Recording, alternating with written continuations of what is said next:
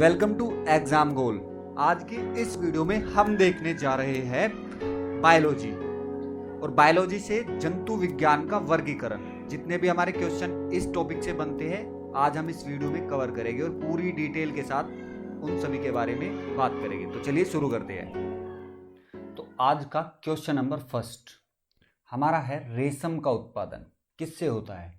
अब ये तो हमें पता है कि रेशम का एक कीट होता है और उससे उसका उत्पादन होता है, लेकिन रेशम कीट के किस चीज़ से होता है। ऑप्शन में हमारे पास रेशम कीट के अंडे से, या रेशम कीट के प्यूपा से, रेशम कीट के लार्वा से, या स्वयं कीट से उत्पादन होता है रेशम का।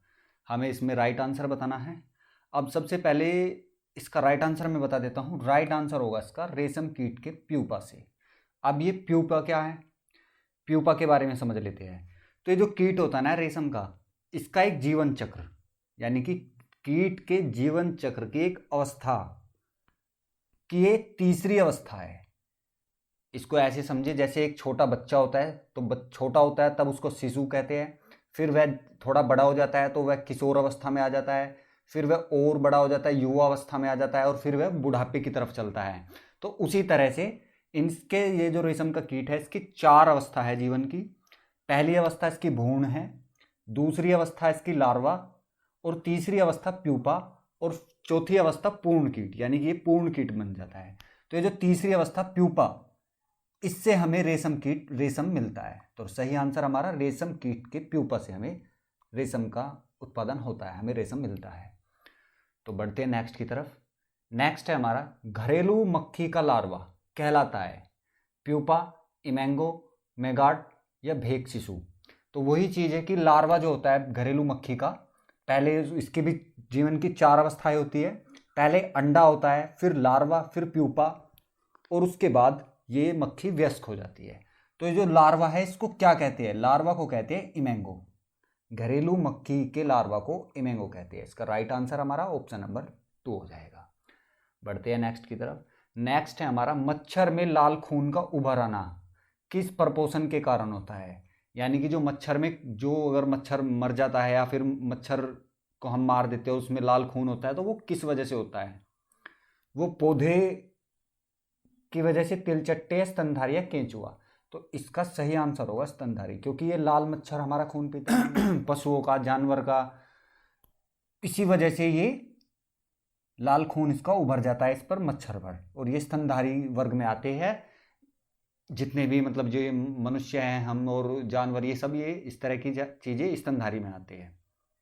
बढ़ते हैं नेक्स्ट की तरफ। नेक्स्ट है हमारा क्वेश्चन नंबर 4, निम्नलिखित कीट में कौन सा उपयोगी नहीं है। तो हमारे पास कुछ कीट दिए गए हैं ऑप्शन में। अब हमें इनमें से ये बताना है कि इनमें से कौन सा कीट हमारे लिए उपयोगी नहीं है। रेशम कीट, रेशम कीट से हमें रेशम मिलता है, यानी कि ये तो उपयोगी है। मधुमक्खी से हमें शहद मिलता है, ये भी उपयोगी है। घरेलू मक्खी, और फोर्थ नंबर पर है लेडी बर्ड। अब इन दोनों में से देखना है, तो लेडी बर्ड को देख लेते हैं पहले। लेडी बर्ड है क्या, मतलब ये जो लेडी बर्ड है ये एक जैविक कीट है। ये किसानों का मित्र होता है और फसलों पर अन्य कीटों के अंडे लार्वों को खा जाता है। यानी कि जो फसलों पर, हमारी कोई फसल है और उस पर कोई ऐसा अन्य कीट है जो उसको नुकसान पहुंचाता है हमारी फसल को, तो वह लेडी बर्ड जो उन कीटों को खाता है, उसका लेडी बर्ड का ही भोजन है वो कीट, दूसरे कीट जो फसलों को हानिकारक होते हैं। यानी कि ये किसान मित्र है तो ये भी हमारे लिए आवश्यक है। लेकिन घरेलू मक्खी ये सिर्फ बीमारी फैलाती है, इसका ये कोई उपयोग नहीं होता, यानी कि ये मानव के लिए ये उपयोगी नहीं है घरेलू मक्खी। हमारा राइट आंसर हो जाएगा। तो बढ़ते हैं नेक्स्ट की तरफ। नेक्स्ट है हमारा क्वेश्चन नंबर 5, कॉकरोच जल में जीवित नहीं रह सकता क्योंकि उसका श्वसन अंग है क्लोमा, वातक, पुष्ट, फुसफुस या फुसफुस। तो राइट आंसर जो है वो तो हो जाएगा हमारा वातक, यानी कि ट्रेकिया। कॉकरोच में जो श्वसन अंग होता है वो एक अलग तरह का होता है, उसके शरीर पर छिद्र होते हैं और उनसे वह सांस लेता है कॉकरोच या तिलचट्टा। तो इसका सही आंसर होगा वातक या ट्रेकिया। बढ़ते हैं नेक्स्ट की तरफ। नेक्स्ट है हमारा, कीटों में कितने जोड़ी टांगे होती है, 1 जोड़ी, 2 जोड़ी, 3 जोड़ी या 4 जोड़ी। तो उसका सही आंसर हो जाएगा इसका 3 जोड़ी टांगे होती है। अब कीट जो होते हैं, ये कीट वर्ग होता है, ये आर्थ्रोपोडा संघ का एक प्रमुख वर्ग है। कीट। ये 3 भागों में बटे होते हैं कीट। पहला भाग होता है उसका अग्रभाग, दूसरा मध्य भाग और तीसरा पश्च भाग। और प्रत्येक वक्ष में एक जोड़ी टांग होती है।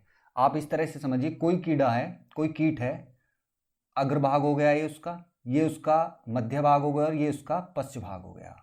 और उसके जो तीनों इस भागों में एक एक जोड़ी पैर होते हैं इसके, एक एक जोड़ी टांग होती है इसकी, यानी कि टोटल टांगे होती है इसकी 6। और हम बोलेंगे इसको 3 जोड़ी टांगे। 3 जोड़ी टांगे का मतलब 6 टांगे होती है। तो सही आंसर हमारा ये हो जाएगा। और ये कीट जो होते हैं ये आर्थ्रोपोडा संघ के सदस्य होते हैं। इसको ये याद रखना है, ये आर्थ्रोपोडा संघ में आते हैं कीट। बढ़ते हैं नेक्स्ट की तरफ। नेक्स्ट है हमारा क्वेश्चन नंबर 7 में है हमारा, केंचुआ किसानों का किस प्रकार लाभ पहुंचाता है। ये केंचुआ तो ये तो हमने सुना है सभी ने कि केंचुआ किसानों का मित्र होता है, लेकिन ये मित्र किस तरह से होता है, ये किसानों को किस तरह लाभ पहुंचाता है। ऑप्शन में हमारे पास हानिकारक कीटों को नष्ट करके, हानिकारक जीवाणुओं को नष्ट करके, या उपयुक्त दोनों, या भूमि को पोली करके। तो सही आंसर होगा हमारा भूमि को पोली करके हमें ये लाभ पहुंचाता है, किसानों को ये लाभ पहुंचाता है। और किस तरह, मतलब भूमि का पोली करना क्या है, मतलब ये जो मिट्टी होती है भूमि, ये मिट्टी को, ऊपर की मिट्टी को नीचे करता है और नीचे की मिट्टी को ऊपर करता है। इससे उर्वरकता शक्ति बनी रहती है मिट्टी की, इसका ये काम होता है। बढ़ते हैं नेक्स्ट की तरफ। नेक्स्ट है हमारा क्वेश्चन नंबर 9, केंचुए में कौन सा रक्त वर्णक उपस्थित होता है। ऑप्शन में हमारे पास हिमाटिन, हीमोग्लोबिन, साइनिन या हीमोसाइनिन। क्वेश्चन नंबर 9 का सही आंसर जो होगा वो हो जाएगा हमारा, केंचुए में हीमोसाइनिन वर्ग होता है केंचुए में। इसका सही आंसर ये होगा। इसी की उपस्थिति की वजह से जो केंचुए का खून का रंग है वो रंगहीन होता है। और हर किसी में खून का जो रंग होता है वो इसी रक्त वर्णकों की वजह से बना होता है। हमारे शरीर का खून का लाल रंग है वो किस रक्त वर्णक की वजह से है, वो हीमोग्लोबिन रक्त वर्णक की वजह से है। अलग अलग, जैसे कि ऑक्टोपस में, ऑक्टोपस का नीला खून होता है, गिरगिट का हरा खून होता है, वो सब रक्त वर्णक की वजह से ही इनके खून के अलग अलग रंग होते हैं। तो केंचुए में कौन सा रक्त वर्णक पाया जाता है, ये हीमोसाइन पाया जाता है। इसी की वजह से इसका रक्त रंगहीन होता है। बढ़ते हैं नेक्स्ट की तरफ। नेक्स्ट है हमारा क्वेश्चन नंबर 10, स्केरिस पाया जाता है। ऑप्शन में मनुष्य की आंत में, सूअर की पेशियों में, मनुष्य के रुधिर में या मनुष्य की देह गुहा में। तो स्केरिस, तो इसका सही आंसर हमें बताना है। और स्केरिस पाया जाता है मनुष्य की आंत में, ये पाया जाता है। और ये जो गंदे भोजन, दूषित पानी से यह मनुष्य के पेट में चला जाता है स्केरिस। सही आंसर हमारा मनुष्य की आंत में। बढ़ते हैं नेक्स्ट की तरफ। नेक्स्ट है हमारा क्वेश्चन नंबर 11, फाइलेरिया रोग उत्पन्न होता है वुचेरिया बैनक्राफ्टी द्वारा, एस्केरिस द्वारा या टीनिया द्वारा। सही आंसर जो होगा वो हो जाएगा ऑप्शन नंबर फर्स्ट, हमारा राइट आंसर हो जाएगा, वुचेरिया बैनक्राफ्टी द्वारा। ये हो जाता है। ये जो है ये एक परजीवी है। वुचेरिया बैनक्राफ्टी ये एक परजीवी है। और फाइलेरिया को हम दूसरे शब्दों में, इसको हम हाथी पांव के नाम से भी जानते हैं। हाथी पांव इसका दूसरा नाम है। और ये जो हाथी पांव है, ये इसका जो फैलाता कौन है, ये क्यूलेक्स मच्छर के द्वारा फैलता है हाथी पांव, या फिर क्यूलेक्स मच्छर के द्वारा फैलता है फाइलेरिया। और उस जो परजीवी होता है, जो इसकी वजह होती है, वो होता है वुचेरिया बैनक्राफ्टी परजीवी। तो सही आंसर हमारा ऑप्शन नंबर फर्स्ट हो जाएगा। बढ़ते हैं नेक्स्ट की तरफ। नेक्स्ट है हमारा क्वेश्चन नंबर 12, स्केरिस द्वारा मनुष्य में कौन सा रोग उत्पन्न होता है। अब ये तो पता है कि ये मनुष्य की आंत में होता है और दूषित भोजन लेने से होता है या फिर दूषित पानी लेने से होता है। लेकिन ये कौन सा रोग उत्पन्न करता है, लीवर रॉट, निद्रा रोग, स्केरियसिस, टीनिया सोलियम द्वारा या प्लाज्मोडियम द्वारा। स्केरियस हमारा सही आंसर होगा क्वेश्चन ऑप्शन नंबर 3। स्केरियस में क्या होता है, सांस लेने में, मनुष्य को सांस लेने में प्रॉब्लम होती है। राइट आंसर हमारा क्वेश्चन नंबर 12 का ऑप्शन नंबर 3 हमारा राइट आंसर हो जाएगा। बढ़ते हैं नेक्स्ट की तरफ। क्वेश्चन नंबर 13, गोल कृमि या सूत्रकृमि को किस संघ के अंतर्गत रखा गया है।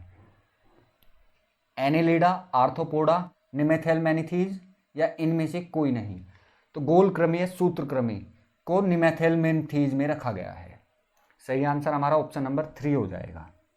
बढ़ते हैं नेक्स्ट की तरफ। नेक्स्ट है हमारा, निम्न में से कौन सा मानव मात्र के लिए उपयोगी नहीं है। मधुमक्खी शहद मिलता है, केंचुआ किसानों का मित्र होता है, ऑप्शन नंबर 3 है फीताकृमि, ऑप्शन नंबर 4 है रेशम कीट, इससे रेशम मिलता है। तो ये जो फीताकृमि है ये हमारे लिए हानिकारक होता है। इसका राइट आंसर हमारा हो जाएगा ऑप्शन नंबर 3। फीताकृमि के बारे में हम आगे देखेंगे। क्वेश्चन नंबर 15, फीताकृमि किस संघ का एक महत्वपूर्ण प्राणी है? इसका संघ बताना है, जैसे कि स्तनधारी है, मत्स्य प्राणी है, ये है क्या, कौन से संघ में इसको रखा गया है फीताकृमि को?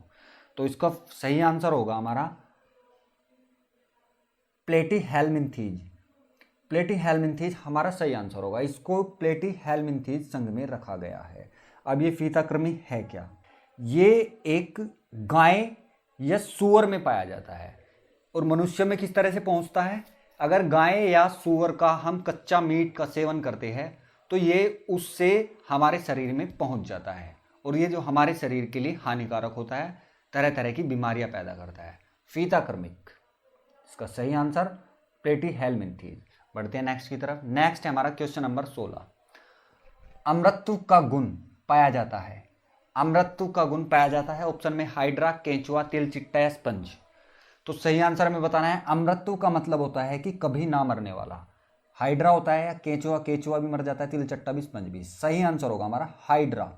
हाइड्रा हमारा सही आंसर होगा। अब ये हाइड्रा है क्या? हाइड्रा है एक जलीय जंतु। जलीय जंतु है, इसको सूक्ष्मदर्शी से देखा जाता है और ये कभी नहीं मरता है। वैज्ञानिकों ने जो इसका पता लगाया है, इसकी एज का आज तक उनको पता नहीं चला कि ये कब से है और कब तक रहेगा। सही आंसर हमारा हाइड्रा हो जाएगा। बढ़ते हैं नेक्स्ट की तरफ। नेक्स्ट है हमारा क्वेश्चन नंबर 17, जल से बाहर निकाले जाने पर मछलियां मर जाती है। ये तो चीज़ें हमने अक्सर सुनी है कि मछलियां मर जाती है और जल में ये जीवित रहती है, लेकिन क्यों मर जाती है? उन्हें ऑक्सीजन अधिक मात्रा में प्राप्त होती है, उनका शारीरिक ताप बढ़ जाता है, या श्वास नहीं ले पाती है, वह जल में नहीं चल पाती है। तो सही आंसर जो होगा वो सांस नहीं ले पाती है। मछलियां जो होती है वो जल में सांस ले पाती है, लेकिन बाहर सांस नहीं ले पाती है, क्योंकि प्रकृति ने उन्हें ऐसा ही बनाया है।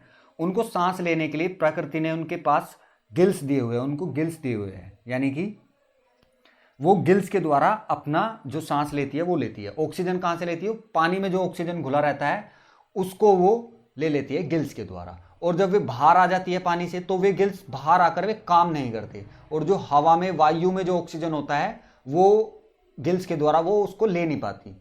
वे गिल्स केवल पानी में काम करते हैं, और पानी में जो ऑक्सीजन रहती है वो उसको ले लेते हैं और वो अपना सांस ले पाती है और वो जीवित रहती है। लेकिन बाहर आने पर वो गिल्स काम नहीं करते। हवा में जो ऑक्सीजन होती है, वायु में ऑक्सीजन होती है, वो उसको ले नहीं पाती है, यानी कि सांस नहीं ले पाती है, इसलिए वो मर जाती है। राइट आंसर हमारा ऑप्शन नंबर 3। बढ़ते हैं नेक्स्ट की तरफ। निम्न में से कौन एक मीन है? मीन मीन्स मछली। Cuttlefish, cray flies, flying fish, silverfish. Cuttlefish, flying fish या सिल्वर फिश, निम्न में से एक मछली है। तो राइट आंसर हमारा होगा फ्लाइंग फिश। अब आप ये कहेंगे कि कटल फिश, फिश यानी कि मछली, फिश तो तीनों के सामने लिखा है, लेकिन ये फ्लाइंग फिश ही क्यों मछली है? क्योंकि ये जो कटल फिश है और ये सिल्वर फिश है, ये एक तरह के जलीय प्राणी हैं। कटल फिश और सिल्वर फिश ये जलीय प्राणी की कैटेगरी में आते हैं, ये मछलियों की कैटेगरी में नहीं आती है। और ये फ्लाइंग फिश ये है ओरिजिनल मछली। बढ़ते हैं नेक्स्ट की तरफ। नेक्स्ट है हमारा निम्नलिखित में से कौन सी वास्तविक मछली है? फिर से वही आ गया क्वेश्चन, फ्लाइंग फिश, क्रे फिश, कटल फिश या सिल्वर फिश। सही आंसर हमारा फ्लाइंग फिश हो जाएगा। फ्लाइंग फिश ये उड़ भी सकती है, इसमें एक विशेषता होती है, ये उड़ भी सकती है, लेकिन ज़्यादा टाइम तक ये ऊपर नहीं रह सकती, इनको वापस पानी में आना रहता है, और पानी से कम 50 मीटर ऊपर तक ये उड़ सकती है। बढ़ते हैं नेक्स्ट की तरफ।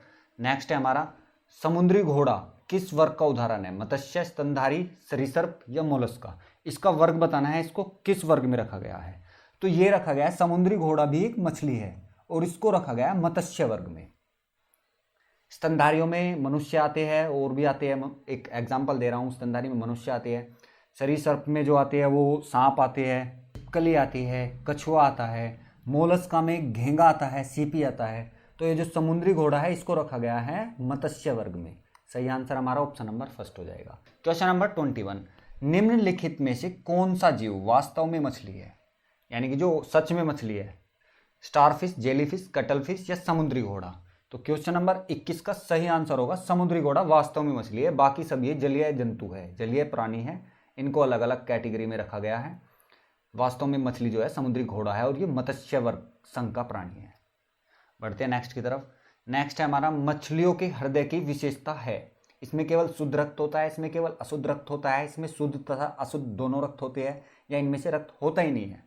तो मछली की जो हृदय की विशेषता है वो होती है कि इसमें केवल अशुद्ध रक्त होता है। मनुष्य का जो हार्ट होता है, दिल होता है, हृदय, उसमें केवल अशुद्ध रक्त होता है। सही आंसर हमारा ऑप्शन नंबर 2 हो जाएगा। बढ़ते हैं नेक्स्ट की तरफ। नेक्स्ट है हमारा क्वेश्चन नंबर 23। तारा मछली के नाम से जाना जाता है एस्टेरियस, होलोथूरिया, एंटीडॉन या फिर समुद्री अर्चन। सही आंसर जो होगा वो हो जाएगा हमारा स्टारफिश को हम अन्य नाम से जानते हैं एस्टेरियस। सही आंसर हमारा ऑप्शन नंबर फर्स्ट हो जाएगा। नेक्स्ट है हमारा क्वेश्चन नंबर 24। तारा मछली किस संघ का प्राणी है? मोलस्का, मत्स्य, आर्थ्रोपोडा या इकाइनोडर्मेटा। तो सही आंसर हमारा हो जाएगा इकाइनोडर्मेटा संघ का ही प्राणी है तारा मछली। और इसका अन्य नाम क्या है? अन्य नाम मैंने इस क्वेश्चन में बताया था एस्टेरियस, हमारा इसका अन्य नाम है। बढ़ते हैं नेक्स्ट की तरफ। Question number 25। ऑक्टोपस में भुजाओं की संख्या क्या होती है? 4, 5, 6, 8। तो सही आंसर होगा हमारा 8। ऑक्टोपस में 8 भुजाएं होती है, इसीलिए इसको अष्टभुज भी कहा जाता है। और इस किस संघ का प्राणी है? ये मोलस्का संघ का प्राणी है, जिसमें घेंगा और सीपी आते हैं। उसी संघ का ये ऑक्टोपस प्राणी है। ये जल में रहता है और इसके 8 भुजा होती है, इसी वजह से इसको अष्टभुज कहते हैं। राइट आंसर हमारा option number 8, sorry option number 4, और राइट आंसर हमारा 8, यानी कि 8 भुजाएं होती है ऑक्टोपस में। बढ़ते हैं नेक्स्ट की तरफ। ऑक्टोपस है एक संधिपाद, मृदुकवची, शूलचर्मिया, हेमिकार्डा। तो सही आंसर होगा हमारा ये है मृदुकवची। ऑक्टोपस 8 भुजाओं का है, मोलस्का इसका संघ है, और मृदुकवची से मतलब क्या होता है? मृदुकवची से मतलब होता है कीटों के बाद पृथ्वी पर पाए जाने वाले जंतुओं का दूसरा सबसे बड़ा समूह मृदुकवची होता है। तो ये ऑक्टोपस जो है मृदुकवची है। बढ़ते हैं हम नेक्स्ट क्वेश्चन की तरफ। Question number 27। मलेरिया रोग का कौन सा वाहक है?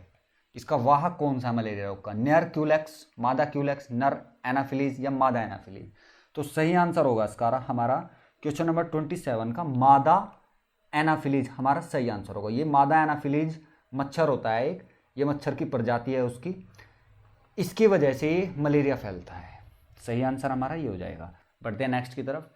नेक्स्ट है हमारा केवल नर मेंढक टरटराते हैं, क्योंकि मादा मेंढक में वाक्कोश नहीं होते। मादा मेंढक में विकसित वाक्कोश होते हैं, किंतु वाक रज्जु इनमें स्थित नहीं होती।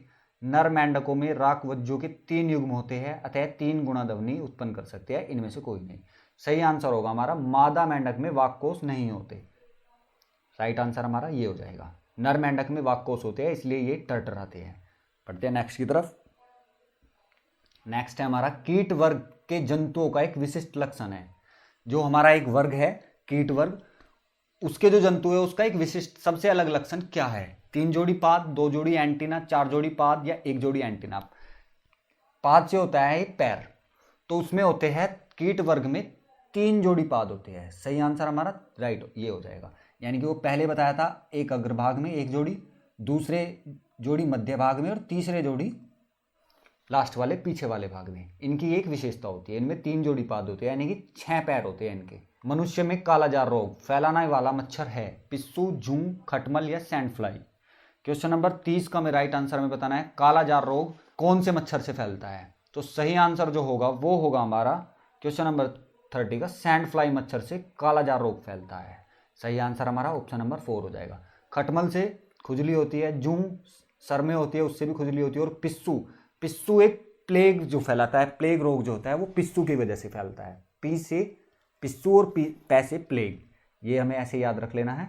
इससे पिस्सू से प्लेग होता है, और इसका कालाजार का जो राइट आंसर होगा वो होगा सैंड फ्लाई, हमारा सही आंसर होगा। बढ़ते हैं नेक्स्ट की तरफ। निद्रा रोग फैलाती है सीसी मक्खी, सैंड फ्लाई, खटमल, जूं। खुजली, खटमल भी जूं, खटमल भी खुजली। सैंड फ्लाई से हमने पहले क्वेश्चन में देखा है, सैंड फ्लाई से कालाजार रोग होता है। अब ये निद्रा रोग सीसी मक्खी के द्वारा फैलाया जाता है निद्रा रोग, और ये पाई कहाँ जाती है? अधिकतर ये मध्य अफ्रीका में पाई जाती है सीसी मक्खी, और इनसे निद्रा रोग फैलता है। बढ़ते हैं नेक्स्ट की तरफ। बिच्छू का विष कहाँ पे होता है? पैरों में, हाथ में, मुंह में या डंक में? तो बड़ा ही आसान सा क्वेश्चन है। बिच्छू का जो विष होता है वो होता है उसके डंक में। डंक में बिच्छू के विष होता है। सही आंसर हमारा ऑप्शन नंबर 4 हो जाएगा। बढ़ते हैं नेक्स्ट की तरफ। जेली फिश के नाम से जाना जाता है फाइसेलिया, आरिलिया, मैट्रीडियम या हाइड्रा। तो जेली फिश आरिलिया के नाम से जानी जाती है। और जेली फिश के बारे में एक महत्वपूर्ण बात यह है कि ये कभी नहीं मरती। जैसे हाइड्रा नहीं मरता है, ऐसे ही ये जेलीफिश भी नहीं मरती है। जंतु जगत की ये प्राणी है और निडारिया संघ से ये संबंधित है। जेलीफिश ये भी कभी नहीं मरती है और हाइड्रा भी कभी नहीं मरता है। तो इसका राइट आंसर हमारा हो जाएगा आरिलिया। आरिलिया हमारा सही आंसर हो जाएगा। नेट पर जाकर सर्च करना जेलीफिश और हाइड्रा और इनके बारे में पढ़ना। बढ़ते हैं नेक्स्ट की तरफ। प्रवाल क्या है? एक जानवर, एक समुद्री जीव, एक जड़ी बूटी या इनमें से कोई नहीं। तो प्रवाल एक समुद्री जीव है। हमारा राइट आंसर होगा हमारा ऑप्शन नंबर सेकंड हमारा राइट आंसर हो जाएगा। बढ़ते हैं नेक्स्ट की तरफ। हाइड्रा का प्रचलन अंग है कूटपाद, सीलिया, टेंटेकल्स या फ्लेजिला। तो क्वेश्चन नंबर 35 का राइट आंसर होगा टेंटेकल्स। हाइड्रा का प्रचलन अंग है टेंटेकल्स। बढ़ते हैं नेक्स्ट की तरफ। कोरल रीफ प्रवाल भित्ति का निर्माण किसके द्वारा होता है? आर्थ्रोपोडा, पोरीफेरा, सिलेंट्रेटा या प्रोटोजोआ। तो इनके संग दे दिए गए हैं। ये जो कोरल रीफ या प्रवाल भित्ति होती है, इनके संग दे दिए गए हैं कि किसके द्वारा ही होता है। अब ये कोरल रीफ क्या है? कोरल रीफ तो इंग्लिश वर्ड है और प्रवाल भित्ति एक हिंदी वर्ड है। प्रवाल भित्ति यानी कि एक समुद्र के अंदर एक तरह की दीवार, और वो दीवार बनी होती है कैल्शियम कार्बोनेट से निर्मित, और ये प्रवाल के द्वारा छोड़े गए कैल्शियम कार्बोनेट से बनती है ये दीवार, कोरल भित्ति, जिसको बोलते हैं प्रवाल भित्ति। तो इसका निर्माण किसके द्वारा होता है? क्वेश्चन नंबर 36 का राइट आंसर होगा हमारा सिलेंट्रेटा। सिलेंट्रेटा हमारा सही आंसर हो जाएगा। सिलेंट्रेटा संघ का एक प्राणी होता है, उसके द्वारा कोरल रीफ या प्रवाल भित्ति का निर्माण होता है। ऑप्शन नंबर 3 हमारा राइट आंसर हो जाएगा। बढ़ते हैं नेक्स्ट की तरफ। नेक्स्ट है हमारा, निम्न में से किस में रक्त नहीं होता किंतु श्वसन करता है वो? यानी कि उसमें रक्त नहीं होता है लेकिन श्वसन करता है। तिलचट्टे में रक्त होता है, केचुए में भी रक्त होता है लेकिन रंगीन होता है, हाइड्रा कंगारू में भी रक्त होता है। ये हाइड्रा जो है इसमें रक्त नहीं होता लेकिन ये श्वसन करता है, जीवित प्राणी है ये। तो इसका राइट आंसर हमारा ऑप्शन नंबर 3 हो जाएगा। रक्त नहीं होता किंतु श्वसन करता है, हाइड्रा। बढ़ते हैं नेक्स्ट की तरफ। स्पंज के सिरों में स्थित बड़ा छिद्र होता है वो कहलाता है? स्पंज जो होता है, सबसे पहले तो देखते हैं हम ये स्पंज क्या होता है। स्पंज पोरीफेरा संघ का एक समुद्री जीव है, यानी कि ये समुद्र में रहता है स्पंज। ठीक है, इसके बारे में क्लियर हो गया। अब इसके सिर में स्थित बड़े बड़े छिद्र होते हैं, वे कहलाते हैं आस्टिया, स्कूलम, रेडुला या ट्रेकिया। तो वो जो बड़े बड़े छिद्र है वो कहलाते हैं आस्टिया। इन छिद्रों से होकर ये जल तथा ऑक्सीजन तथा भोज्य पदार्थ शरीर में प्रवेश करता है, यानी कि जो छिद्र होते हैं इसके ऊपर, इनके द्वारा ही ये भोजन, जल, ऑक्सीजन ये सब ग्रहण करता है, और इन्हीं छिद्रों को आस्टिया कहा जाता है। बढ़ते हैं नेक्स्ट की तरफ। नेक्स्ट है हमारा, जापान में उपहार स्वरूप भेंट किया जाता है जापान में गिफ्ट जो दिया जाता है, हाइएलोनेमा, टेथिया, यूप्लेक्टेला, फिरेनेमा। तो राइट आंसर हमारा होगा यूप्लेक्टेला, हमारा सही आंसर हो जाएगा। जापान में ये उपहार के रूप में दिया जाता है, और ये फूलों की डलिया के नाम से भी इसको पुकारा जाता है, फूलों की डलिया। बढ़ते नेक्स्ट की तरफ। नेक्स्ट है हमारा, मच्छर में मलेरिया परजीवी का जीवन चक्र किसने खोजा?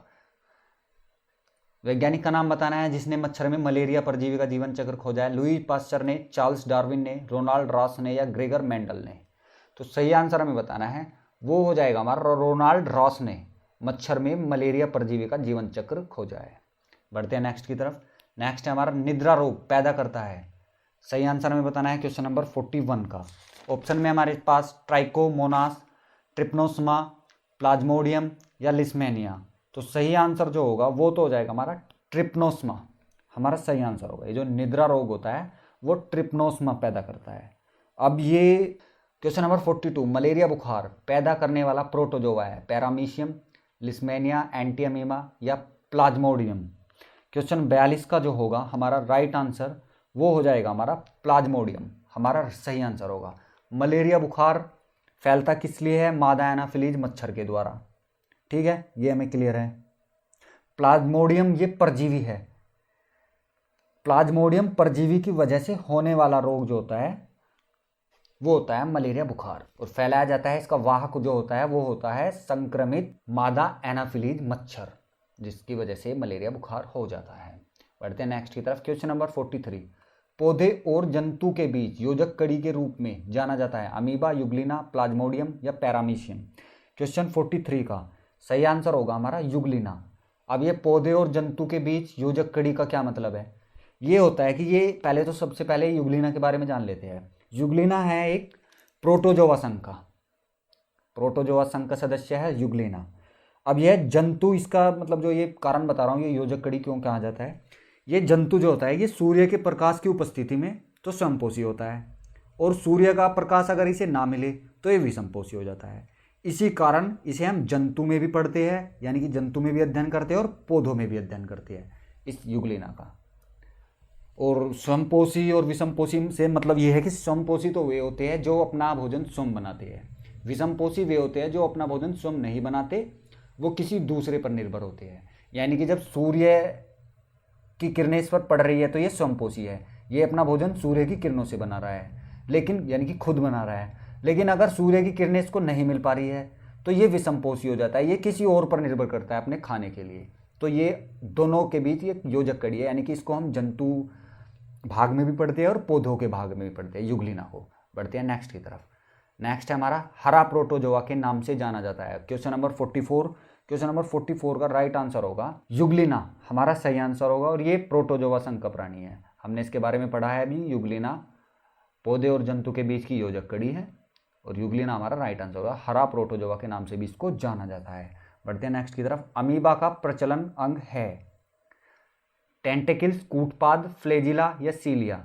सही आंसर होगा इसका कूटपाद, अमीबा का प्रचलन अंग है। ये अमीबा भी प्रोटोजोआ संघ का सदस्य है।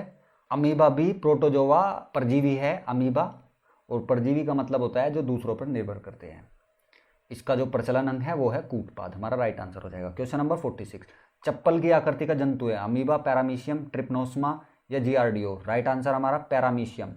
पैरामीशियम की आकृति जो होती है वो होती है चप्पल के आकार की, पैरामीशियम हमारा सही आंसर हो जाएगा। बढ़ते हैं नेक्स्ट की तरफ। निम्नलिखित में से किसके आकृति निश्चित नहीं होती, पैरामीशियम, यूग्लिना, अमीबा या ट्रिप्नोसमा। सही आंसर होगा अमीबा की आकृति निश्चित नहीं होती, और ये भी एक अमीबा भी परजीवी है, और ये प्रोटोजोआ परजीवी है, प्रोटोजोआ संघ का सदस्य है अमीबा। राइट आंसर हमारा ऑप्शन नंबर 3। बढ़ते हैं नेक्स्ट की तरफ। 48 मलेरिया परजीवी तथा अमीबा को किस श्रेणी में रखा जाता है। सही आंसर हमारा प्रोटोजोआ, मलेरिया परजीवी तथा अमीबा को प्रोटोजोआ में रखा जाता है। बढ़ते हैं नेक्स्ट की तरफ। संसार में किस जीव की संख्या सर्वाधिक है, मछली, सरीसृप, पक्षी या भृंग। सही आंसर हमारा हो जाएगा मछली, संसार में मछली की संख्या सर्वाधिक है। राइट आंसर हमारा ऑप्शन नंबर फर्स्ट हो जाएगा। सबसे विषैली मछली है पाषाण मछली, विद्युत मछली, आरा मछली या समुद्री घोड़ा। तो सही आंसर होगा हमारा पाषाण मछली सबसे विषैली मछली होती है। सही आंसर हमारा ऑप्शन नंबर फर्स्ट। आज की वीडियो में क्वेश्चन 50 हमारे पूरे हो गए हैं। नेक्स्ट वीडियो में जल्दी लेकर आऊँगा इसका सेकंड पार्ट, जंतु विज्ञान का वर्गीकरण का सेकंड पार्ट, और उस पार्ट में वो कंप्लीट हो जाएगा। हमारे एग्जाम में जितने भी क्वेश्चन आएंगे वो इस वीडियो से और दूसरी वीडियो जो आएगी वो उससे, कहीं से भी बाहर से कोई क्वेश्चन नहीं आएगा। जंतु विज्ञान के वर्गीकरण से संबंधित कोई भी क्वेश्चन ऐसा नहीं होगा जो इन वीडियो से बाहर आ जाएगा, क्योंकि मैंने जितने भी क्वेश्चन लिए हैं बहुत ही इंपॉर्टेंट और बहुत ही टाइम लगा कर लिए हैं, बिल्कुल एक एक ऐसा जो हमारी परीक्षा की दृष्टि से महत्वपूर्ण हो। उम्मीद करता हूँ आपको वीडियो अच्छी लगी होगी, और अच्छी लगी है तो वीडियो को लाइक कीजिए और शेयर कीजिए, चैनल को सब्सक्राइब कीजिए। Thank you.